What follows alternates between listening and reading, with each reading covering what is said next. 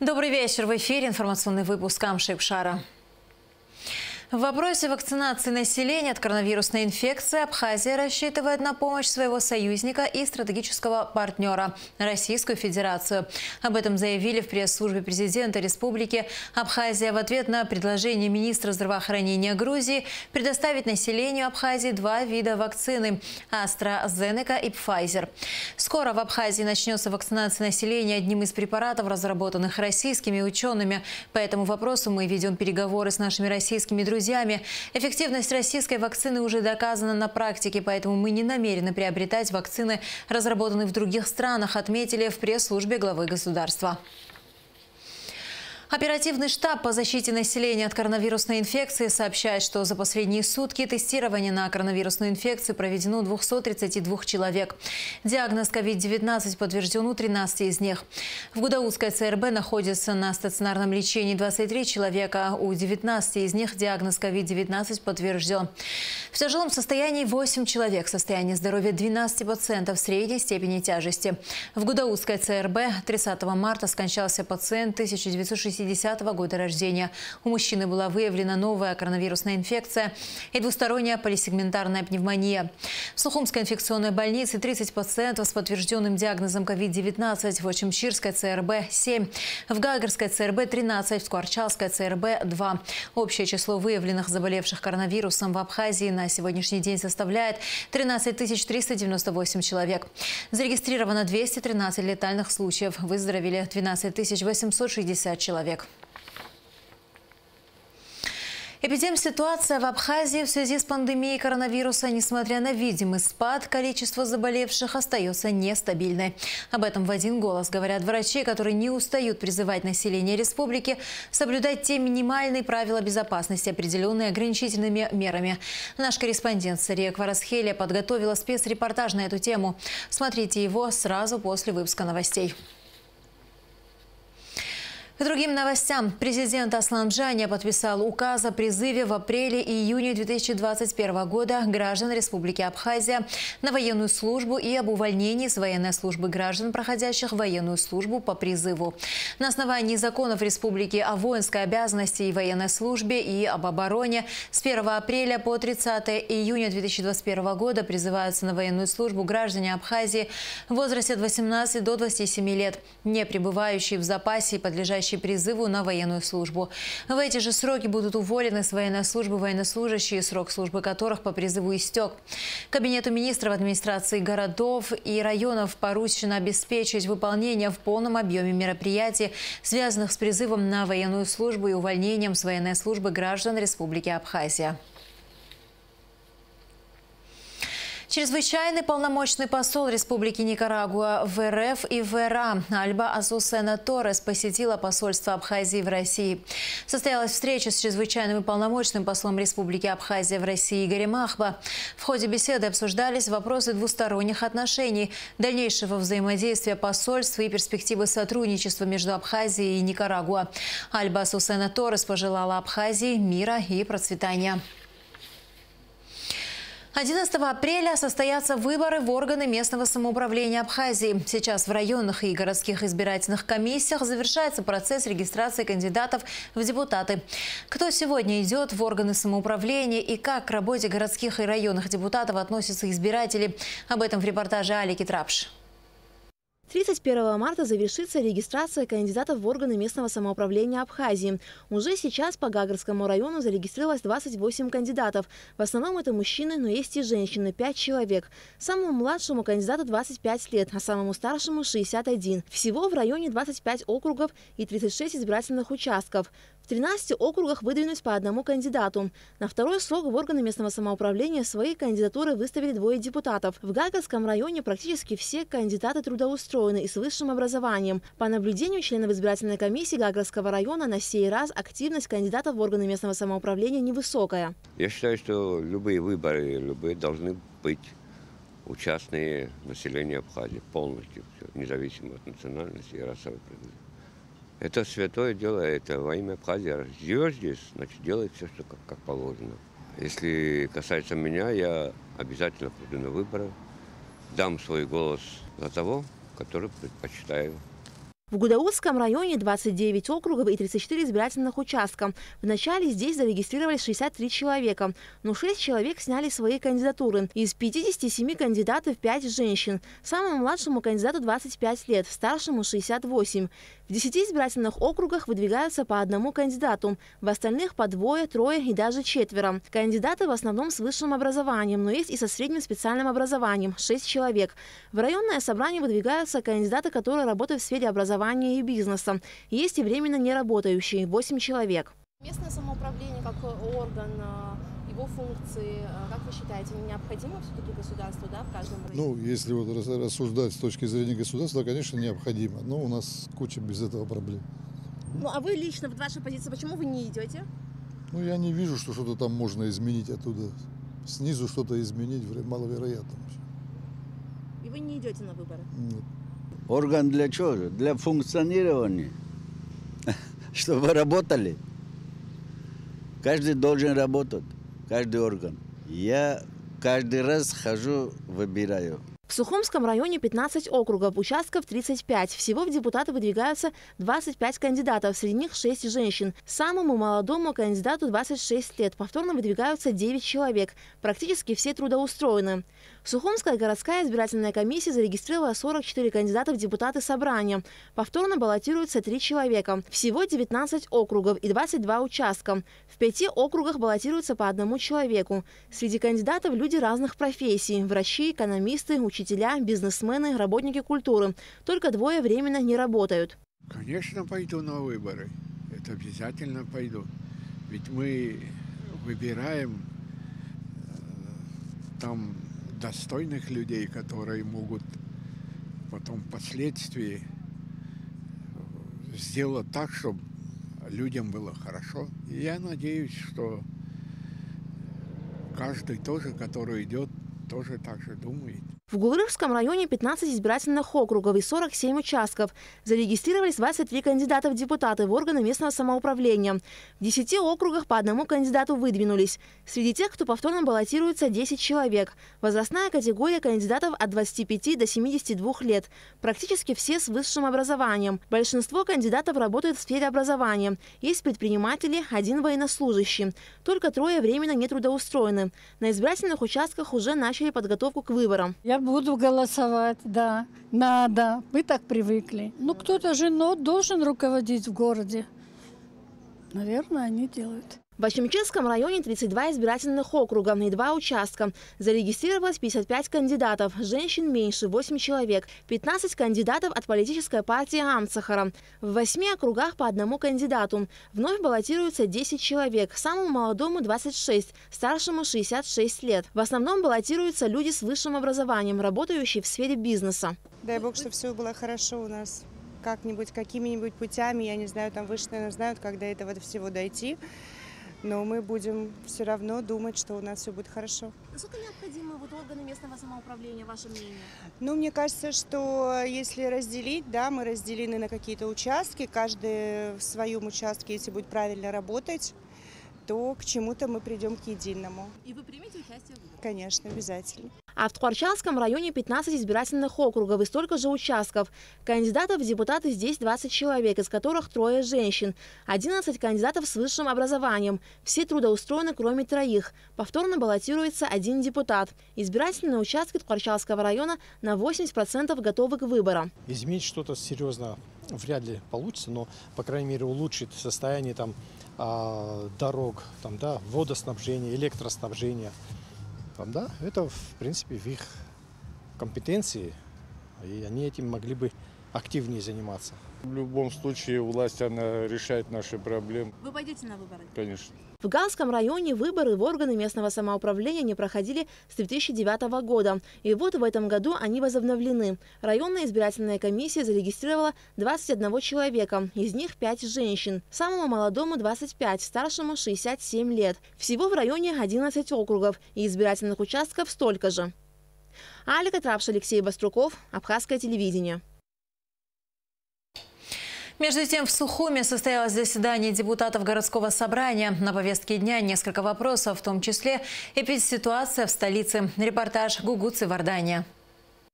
Это последнее заседание Сухумского городского собрания 6-го созыва. Председатель горсобрания Дмитрий Маршане выразил коллегам благодарность за проделанную за эти годы работу. Совсем недавно в Абхазии открылась Академия футбольного клуба «Зенит». На заседание горсобрания был приглашен представитель питерского клуба, директор Центра повышения квалификации тренеров Александр Морозов.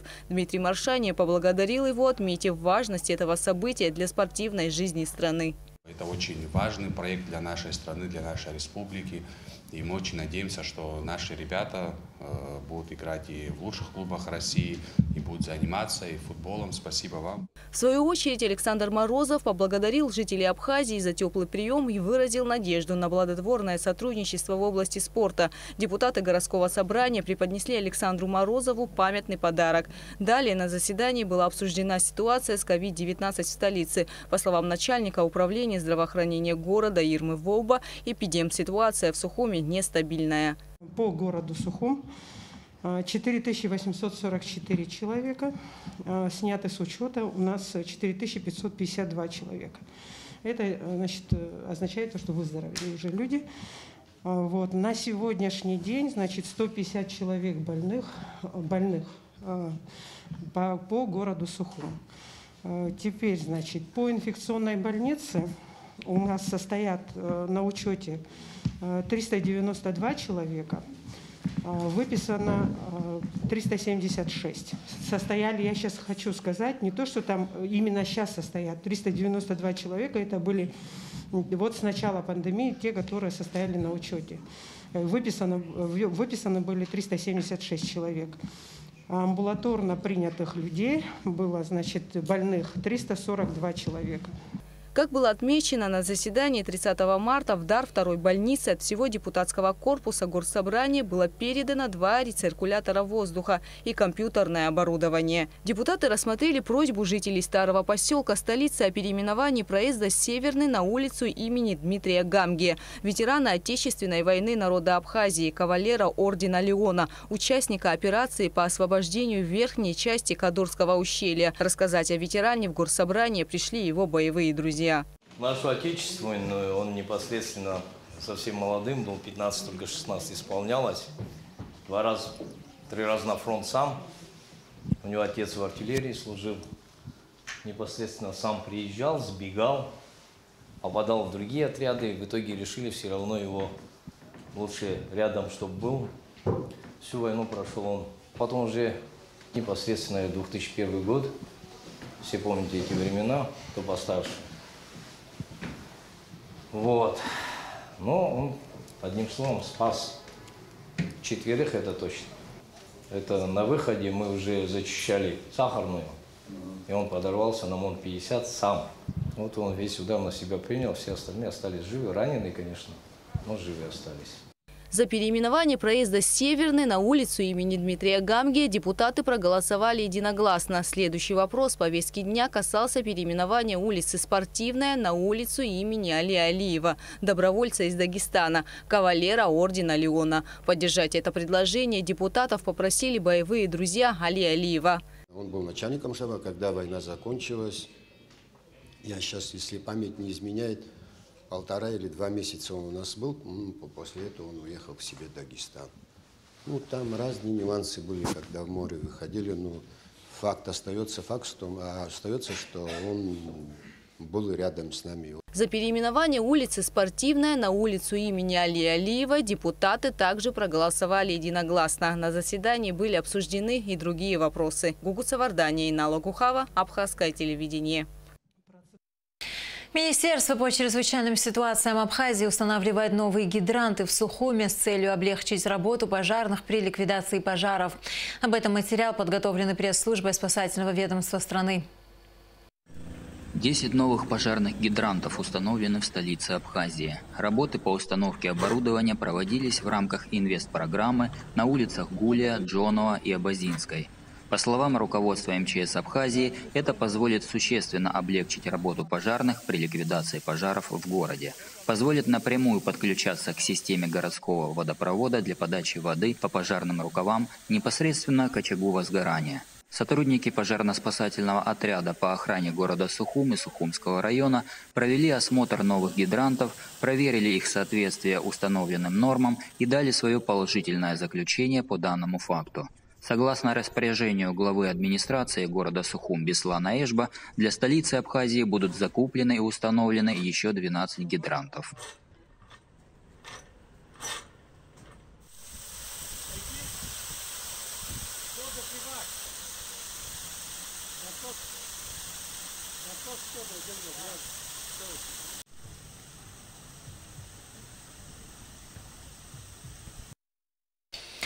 «25 новых работ в межвремени». В Центральном выставочном зале столицы открылась экспозиция работ художника-сюрреалиста Адгура Ампар. Что с их помощью хотел сказать автор, узнавали наши корреспонденты репортажа Эсма Гуланзе. Необычный мир сюрреалистических полотен Адгура Ампар удивляет, завораживает, а порой даже шокирует. Картины художника как ребус. Зрителю иногда непросто догадаться, что хотел сказать автор.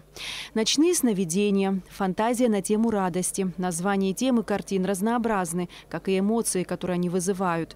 Свои работы Адгур иногда выкладывает в аккаунте социальной сети Facebook и просит помочь с названием. «Тень бабочки-лимонницы» была написана в период пандемии и с легкой руки одного из друзей Адгура получила такое необычное название. Тема как бы противостояния человека вот всем тем вызовам, которые происходят в мире. Да.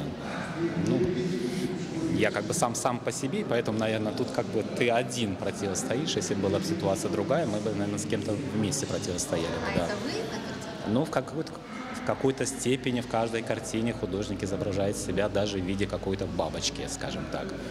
Хотя тут все спорно, да. Возможно. Необычные сочетания, яркие краски и причудливые образы. Вот что объединяет работы Адгура Ампар. Больше всего на выставке женских образов, разных, необычных и провокационных. Женщина, она действительно доминирует в этих работах. Наверное, она является стимулятором, каким-то регулятором его внутреннего состояния. Поэтому, например, работы необычные. Есть очень интересные работы на высшем уровне.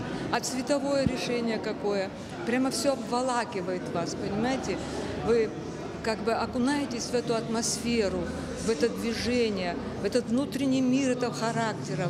Вот девушка, глаза такие, глаза необычные, она смотрит в сторону, задумчивая такая, какая-то экспрессия в ней, понимаете? Поэтому, конечно, выставка мне понравилась, впечатление хорошее, даже отличное, можно сказать. Цель сюрреализма – не точное изображение, а воссоздание с помощью красок мира невысказанных мыслей и эмоций. Адгур Ампар ранее занимался иконописью, и это, по его словам, помогает в создании работ в области сюрреализма. Произошли какие-то такие метаморфозы в моем мировоззрении. Я из человека верующего и, скажем так, религиозного стал человеком таким совершенно противоположным поле относиться. Я стал эволюционистом. Да? Вот процесс эволюции меня сегодня вдохновляет. Тут доминирует такое направление, как сюрреализм, но в последнее время стало еще как-то вносить в свои картины такой символизм. Хотя сам по себе символизм всегда присутствует в сюрреализме, но тут он какой-то имеет уже некую самостоятельную такую область. Экспозиция межвремени объединила 25 ярких работ. Все они были созданы художником в течение последнего года.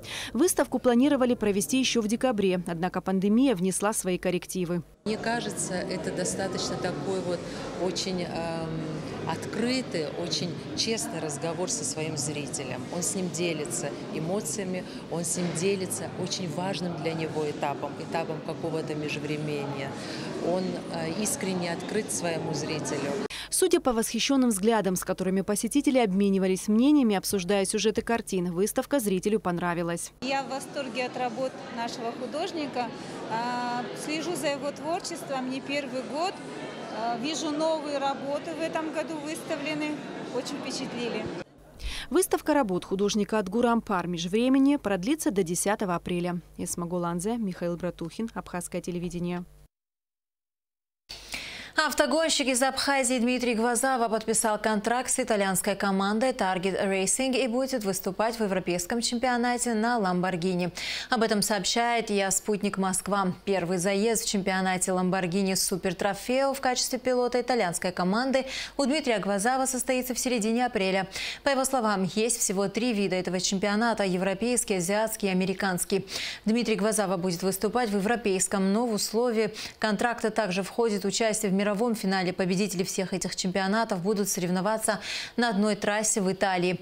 Мы желаем удачи нашему соотечественнику и обязательно будем наблюдать за его выступлениями на чемпионате. Далее о погоде. По сообщению Гидрометцентра, в среду 24 марта в Абхазии ожидается облачная с прояснениями погода. Ночью и утром сильный дождь, возможен туман. Температура воздуха ночью 3-8, днем 5-10 градусов. Температура морской воды 10 градусов.